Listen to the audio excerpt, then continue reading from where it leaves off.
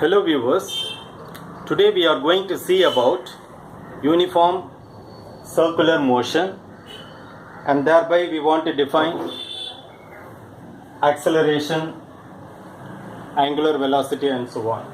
Okay. Now consider three different cases. A particle moving in a circular path with uniform velocity. Okay.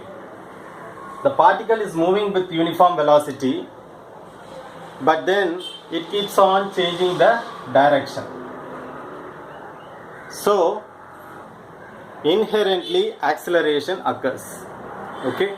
Therefore the particle is said to have acceleration because the direction keeps on changing. Now we will see at three different points. That is, first, this is center of the circle, P dash. Here the velocity is V and here it is V dash. Okay, and the angle between them is del theta. Here it is radius R, here again radius is R dash. Both are same, equal. Now what you do, this is del R. The distance from P to P dash is del R. So addition of vectors, that is, this vector velocity is directed in this direction, this velocity is directed in this direction. So that means it is directed in this direction and this is directed in this direction. Okay, V dash.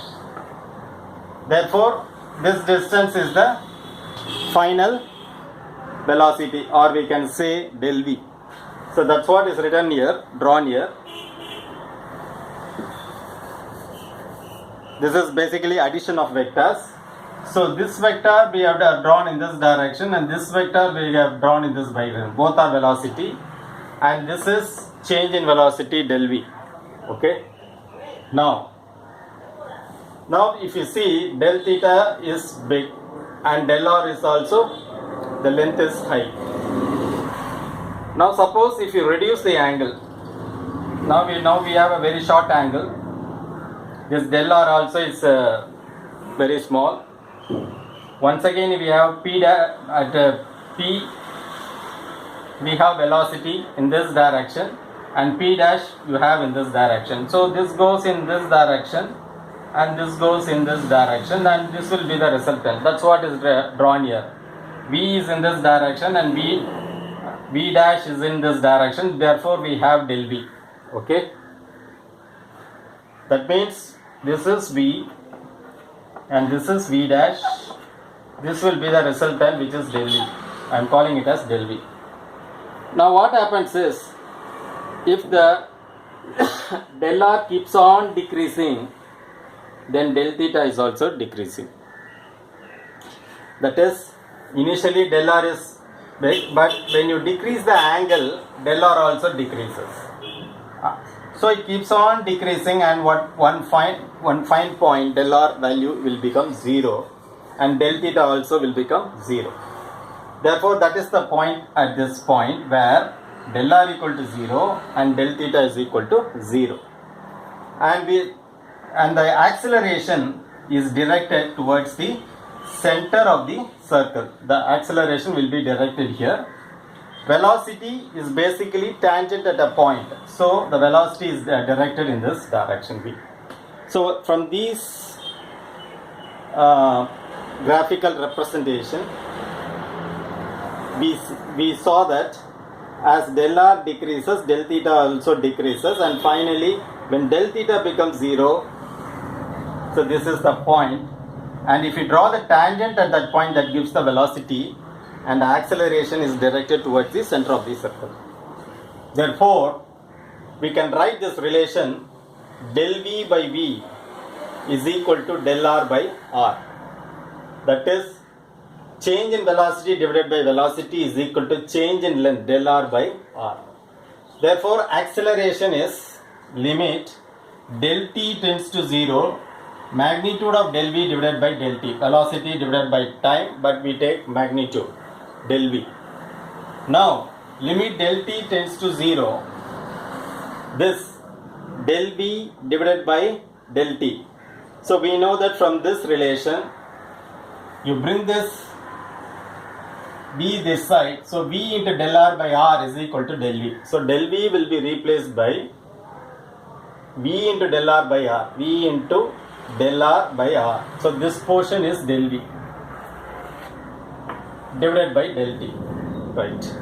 Now V by R, V divided by R, magnitude of del R by del T.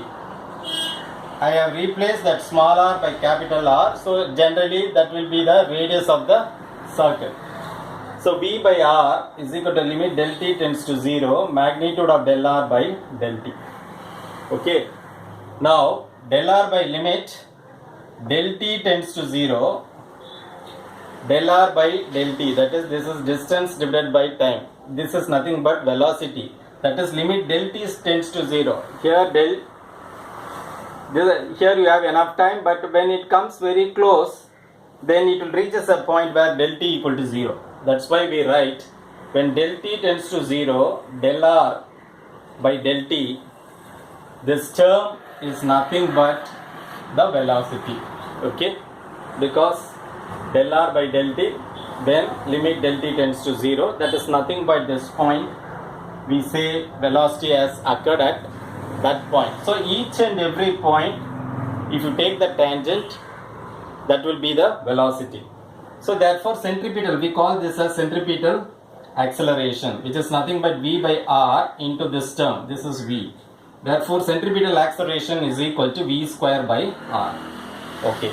Now we got one formula, that is centripetal acceleration is nothing but velocity square divided by radius of that circle, right? Now omega, angular velocity, is nothing but del theta by del T. That is, this is del theta and this is del S. The distance from the curve, arc distance. This is arc distance and R. Now omega is del theta by del T. That means del theta and the time required from this point to this point to travel a distance of del S. That is del T. And omega is called the angular velocity. Now we know velocity is equal to del S by del T.